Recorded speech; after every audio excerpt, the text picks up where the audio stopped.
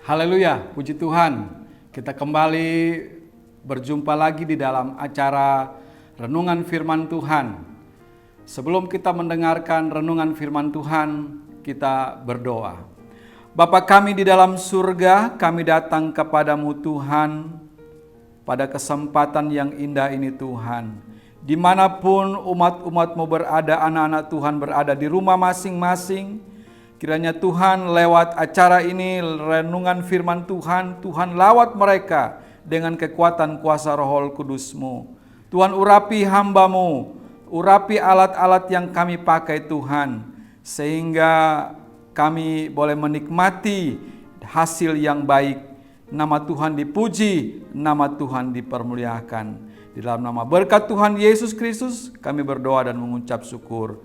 Haleluya, amin. Puji nama Tuhan, Bapak Ibu saudara-saudaraku yang kekasih, yang ada di rumah, kita boleh menikmati berkat-berkat Tuhan. Walaupun keadaan masih tertutup buat kita, tetapi itu tidak membuat kita menjadi lemah, tetapi kita semakin semangat.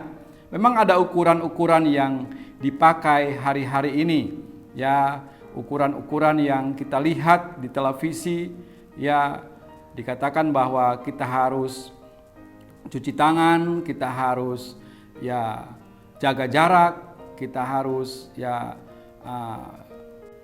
melakukan setiap apa yang pemerintah anjurkan buat kita supaya kita mendapat kesehatan yang baik.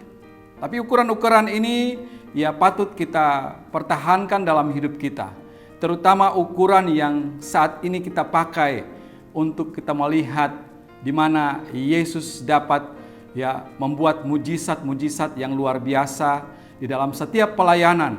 Oleh sebab itu kita mau lihat Alkitab kita di dalam Markus pasal yang ke-6 ayat yang ke-6 bagian A.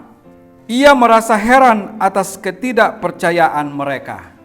Di dalam Markus pasal yang ke-6 ayat yang ke-6 bagian A ini berkata bahwa ia merasa heran atas ketidakpercayaan mereka. Ini bagian yang pertama, sesuai dengan ukuran yang saat ini Yesus sampaikan lewat pikiran yang saat ini Yesus dapati di tengah-tengah pelayanannya. Dan kita lihat di dalam Markus pasal yang kita lihat dulu sebelum kita masuk di dalam kupasan daripada kebenaran firman Tuhan. Ini ada suatu perbedaan. Kalau tadi Yesus saat dia melayani di kampungnya sendiri di Nazaret, itu dia mendapati bahwa orang-orang tidak percaya akan pelayanan yang begitu luar biasa. Tetapi kita mau lihat di sini ada satu mujizat yang luar biasa di dalam Markus pasal yang ke-5. Kalau kita baca di dalam Alkitab kita dikatakan Markus pasal yang ke-5 ayat yang ke-25 sampai dengan ayat yang ke-28. Adalah di situ seorang perempuan yang sudah 12 tahun lamanya menderita pendarahan. Ia telah berulang-ulang diobati oleh berbagai tabib sehingga telah dihabiskan semua yang ada padanya. Namun sama sekali tidak ada faedahnya, malah sebaliknya keadaannya semakin memburuk. Ayat yang ke-27, dia sudah mendengar berita-berita tentang Yesus. Maka di tengah-tengah orang banyak itu, ia mendekati Yesus dari belakang dan menjamah jubahnya. Sebab katanya, asalkan ku jamah jubahnya, aku akan sembuh. Seketika itu juga berhentilah pendarahannya dan ia merasa bahwa badannya sudah sembuh dari penyakit. Luar biasa. Iman daripada seorang wanita yang sudah 12 tahun mengalami sakit pendarahan. Tentu 12 tahun ini bukan angka yang kecil, tetapi selama 12 tahun. Tentu dia mengalami penderitaan yang luar biasa, sehingga dikatakan bahwa Alkitab mencatat bahwa dia sudah berobat kemana-mana. Banyak tabib yang dia sudah datangi. Hartanya yang ada padanya semuanya sudah habis. Bukan penyakitnya semakin sembuh, tetapi Alkitab mencatat bahwa penyakitnya semakin parah. Tetapi dia mendengarkan berita bahwa Yesus itu dapat menyembuhkan sakit penyakitnya. Oleh sebab itu dia mempunyai satu kesempatan, di mana dia melihat Yesus sedang melayani, ya, dan dia lihat bahwa Yesus bersama dengan murid-muridnya, mereka sedang melayani. Dan di situ banyak orang yang berbondong-bondong, Alkitab berkata. Dan dia melakukan satu pekerjaan rahasia untuk kesembuhan pribadinya. Dia tidak datang meminta kepada Yesus, tapi dia berkata bahwa asalkan ku jama jubahnya, aku pasti sembuh. Dan saat itu dia dari belakang dan menjamah jubah Yesus, dan dia mengalami kesembuhan yang luar biasa. Ini satu contoh di mana penilaian atau ukuran yang dia pakai dalam hidupnya sebagai seorang yang mengalami penderitaan sakit penyakit. Dia datang mencari kesembuhan, dia datang kepada tempat yang benar.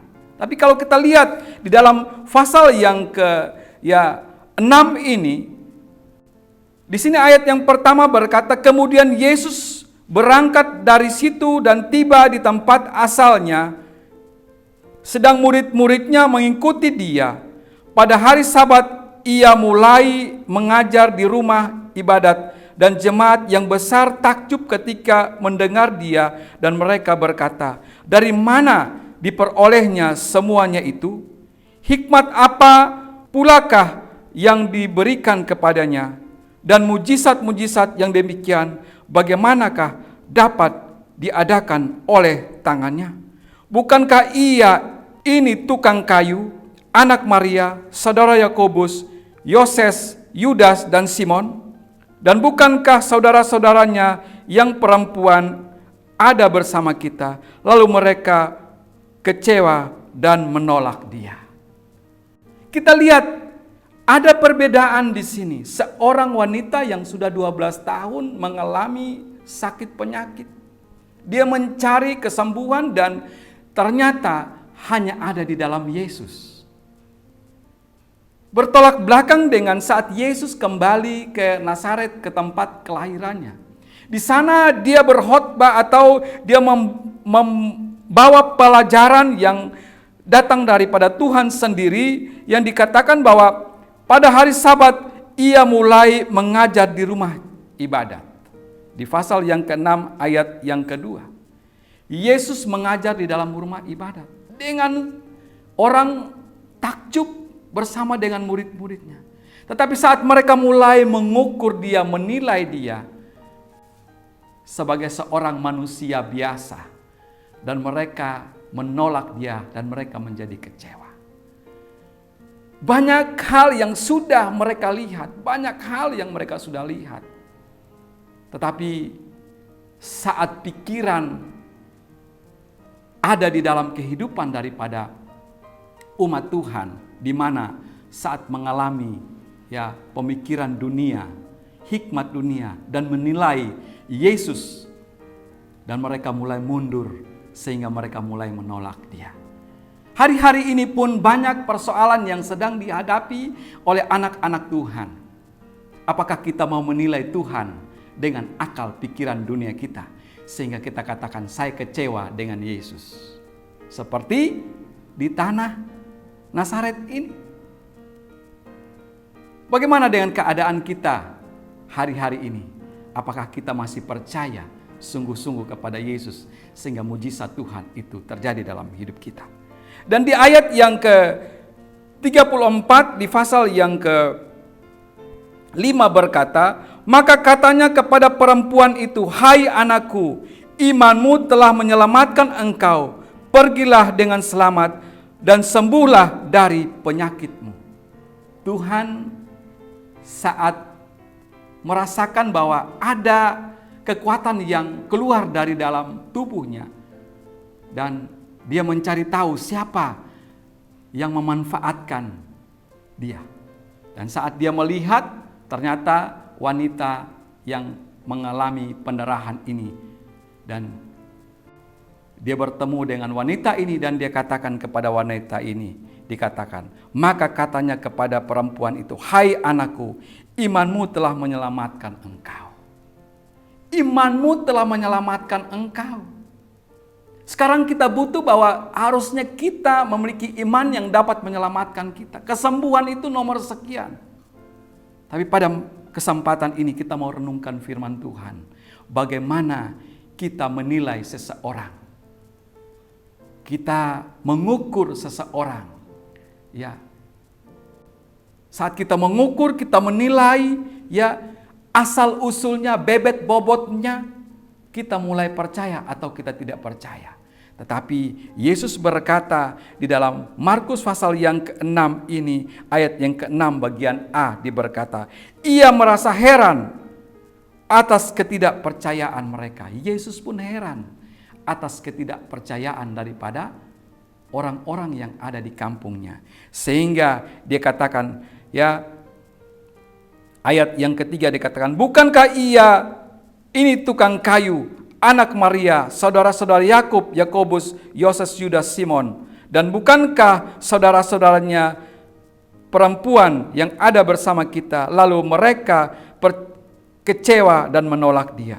Maka Yesus berkata kepada mereka, seorang nabi dihormati di mana-mana, kecuali di tempat asalnya sendiri, di antara kaum keluarganya dan di rumahnya.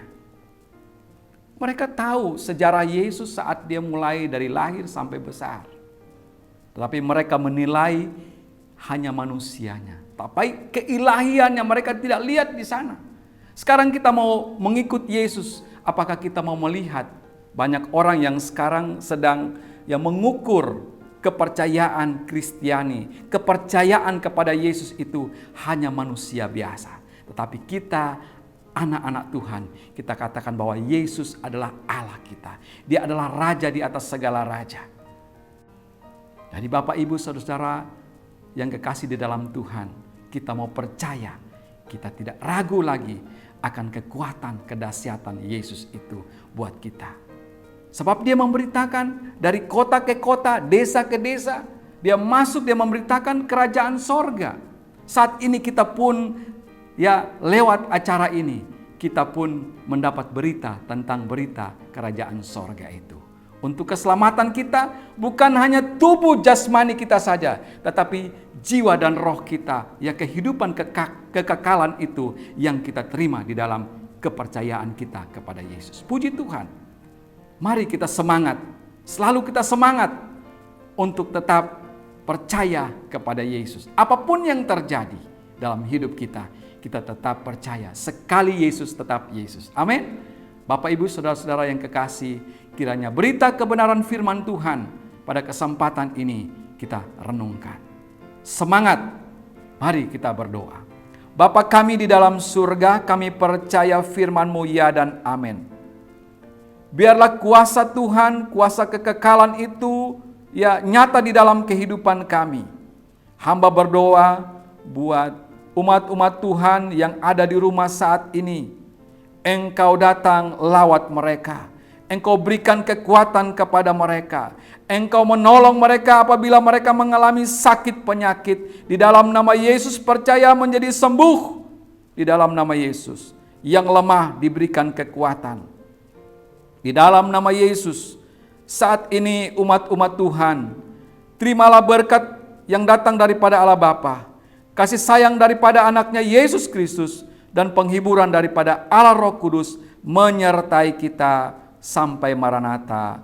Di dalam nama Tuhan Yesus Kristus, kita yang percaya berkata, amin. Puji Tuhan, tetap semangat untuk mendengarkan firman Tuhan. Haleluya, amin. Puji Tuhan, kita sudah mendengarkan kebenaran firman Tuhan, dan saya akan kembali membacakan di dalam Alkitab, yaitu di dalam 2 Korintus pasal yang ke-5 ayat yang ke-16 dan ayat yang ke-17 berkata, "Sebab itu kami tidak lagi menilai seseorang juga pun menurut ukuran manusia. Dan jika kami pernah menilai Kristus menurut ukuran manusia, sekarang kami tidak lagi menilainya demikian. Jadi siapa yang ada di dalam Kristus, ia adalah ciptaan baru. Yang lama sudah berlalu, sesungguhnya yang baru sudah datang." Puji Tuhan. Kita lihat di dalam bagian ini, ya, di dalam firman Tuhan hari ini ada dua ukuran, ya. Yang pertama, orang-orang Nazaret. Mereka mengukur Yesus atau menilai Yesus menurut asal usulnya, ya, kemanusiaannya, sehingga mereka kecewa dan menolak dia. Yang kedua, perempuan yang sakit pendarahan selama 12 tahun.